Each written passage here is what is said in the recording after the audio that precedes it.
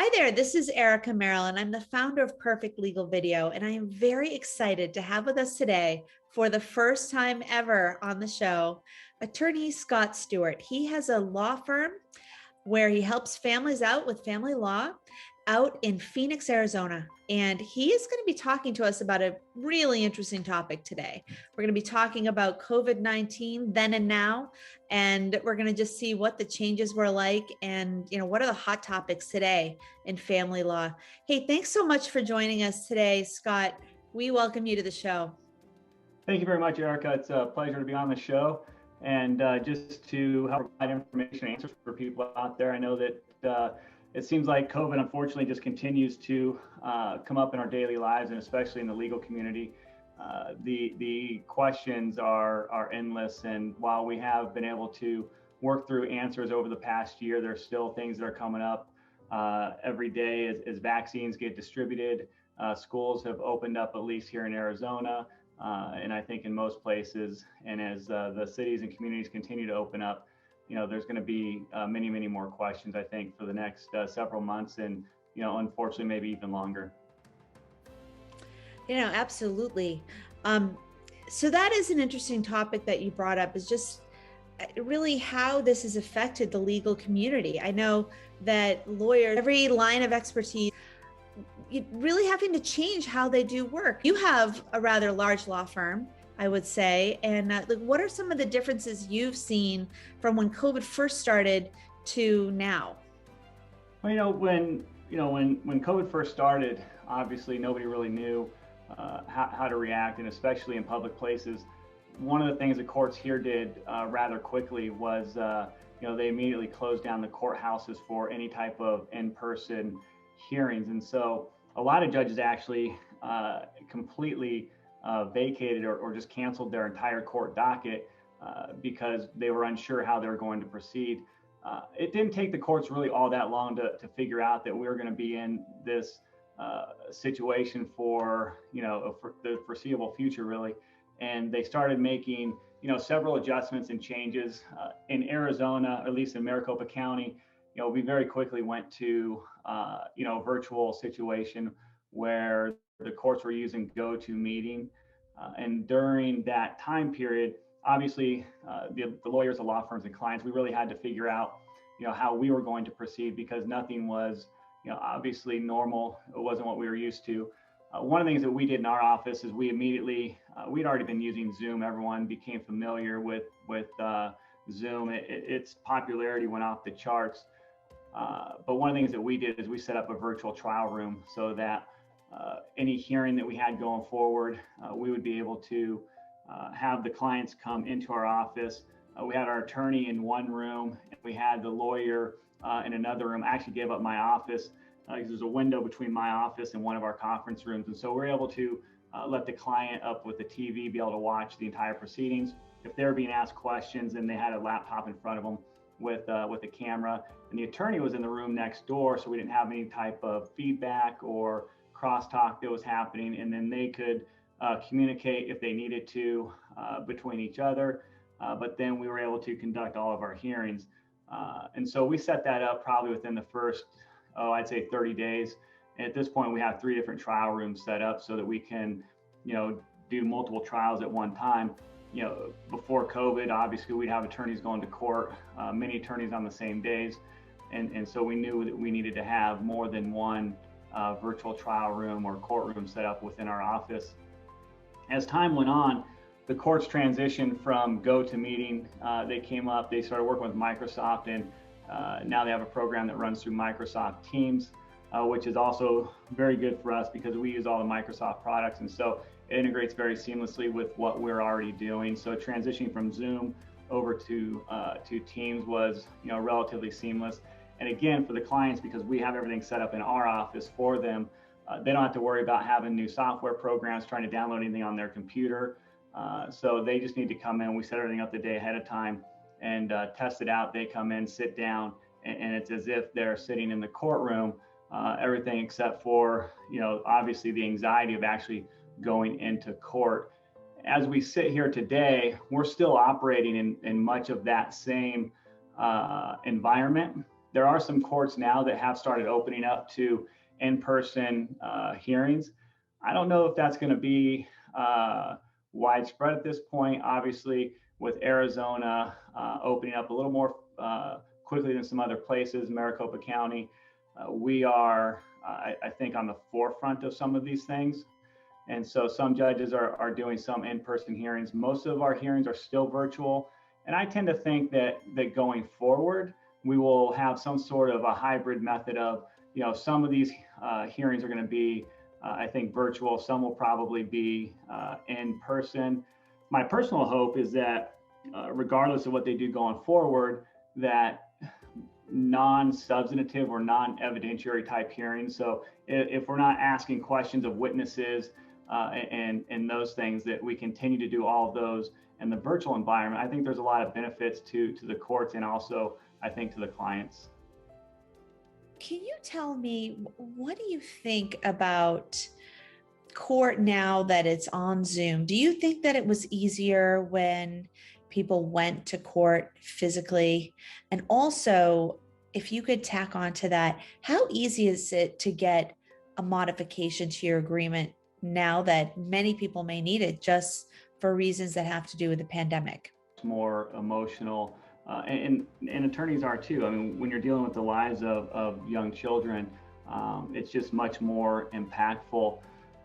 In Arizona, whether or not it's during the pandemic or during a regular time, if somebody loses their job, they always have the ability to go back to court and petition for a child support modification, whether you're the person who's obligated to pay the child support or if you're receiving the support. We know that there's a ton of stimulus that was given out by the government to people who, obviously had no fault in what happened. And, that money helped a lot of people pay some bills and probably kept a lot of people out of homelessness as well. And so, that was a tremendous benefit to them, but they also have the ability to go and petition the court to try to increase support during that period. And if you're the one that lost your job, then obviously you can petition for a reduction. And just as we were talking earlier with custody and parenting time going back and forth, there is unfortunately a lag time from the time that you file until you're going to be able to get into court and get those modifications. And again, it's really stressed to communicate with the other parent. And, as with everything in life, communication is so important and so significant to, quality relationship between the parents and, the parents that do communicate well. They tend to have healthy relationships with their children, but they're also able to work through some of these issues such as a loss in job and no support. During these time periods, you just see people doing whatever they can to survive and get through the process. But in the end, what ultimately we end up doing is petitioning the court for that modification, whether it's, for the person that's receiving support or paying support, and getting them some short-term relief. And then once you get a job, then, support can then be modified back to, either its previous level if you're making the same amount of money, or, to, a new level going forward, based on both sides' new income. And if parenting days or anything shifted during that time period, there would be a new calculation for that as well. So, those are all the things that you kind of have to look at when, determining, whether or not there's going to be a modification and if it's going to be permanent going forward.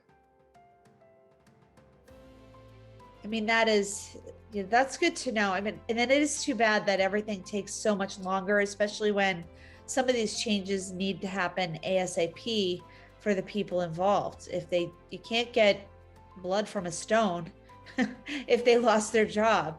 So it's definitely too bad. So I see there's going to be a lot of litigation probably for the first modification, and then when people start working again to try to get it changed back. Do you agree?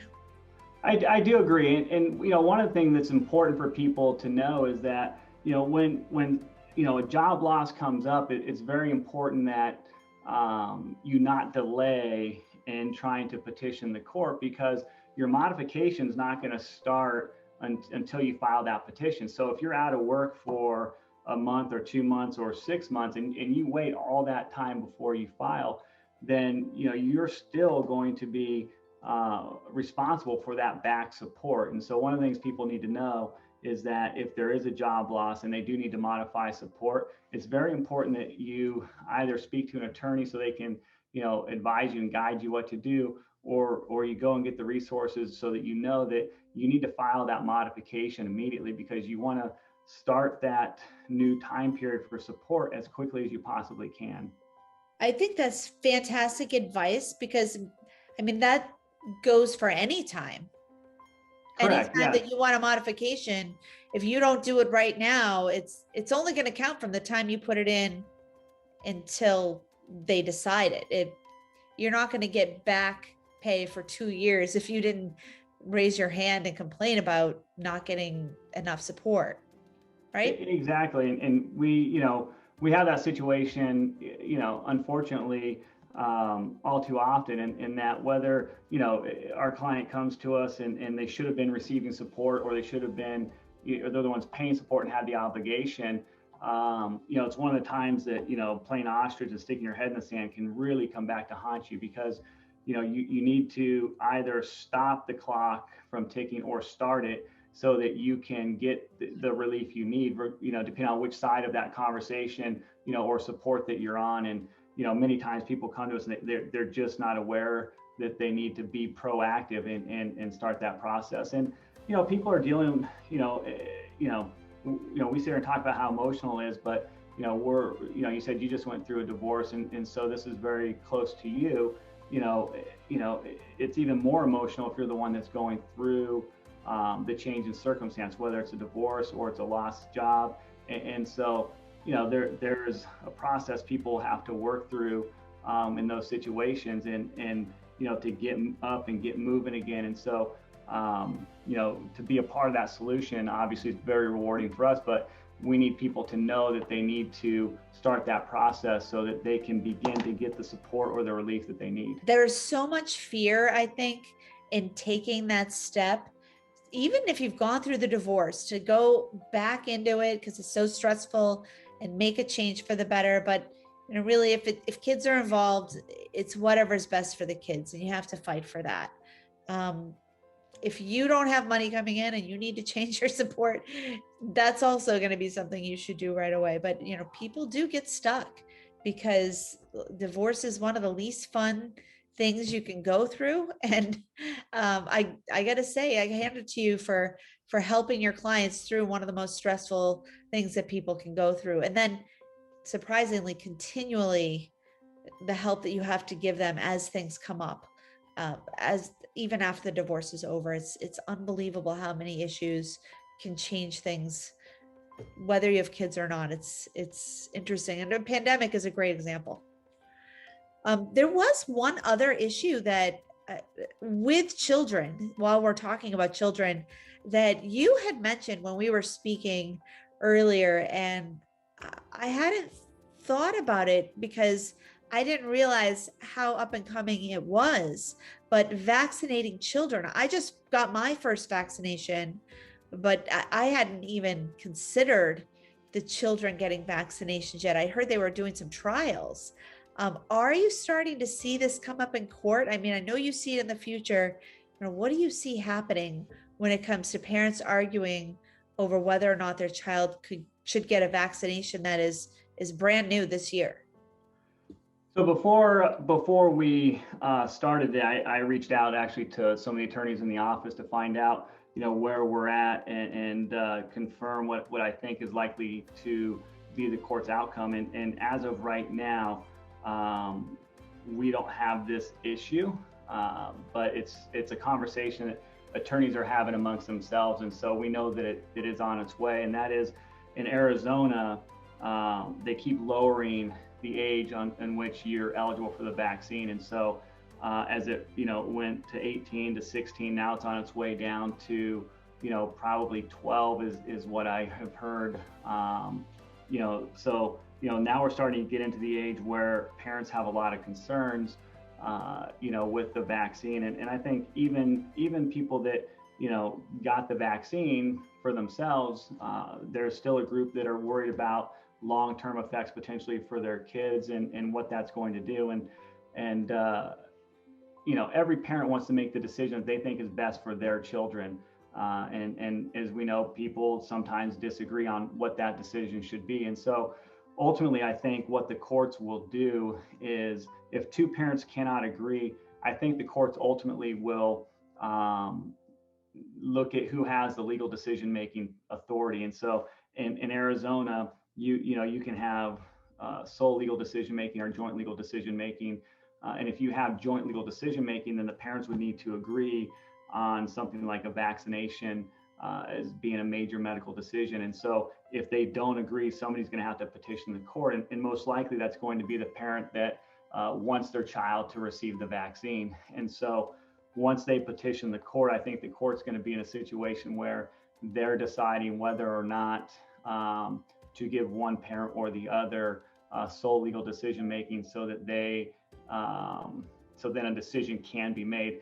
I don't see the court getting in the business of making decisions on a case-by-case basis whether to vaccinate or not vaccinate.